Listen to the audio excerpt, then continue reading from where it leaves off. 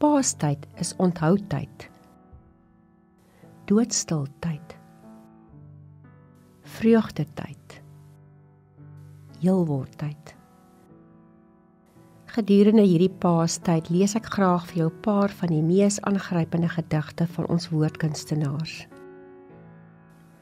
Vandag lees ek vir ons die gedig van Sheila Cousins. Maria. Jy het aan die voet van die kruis gestaan, doodstil, doodstil.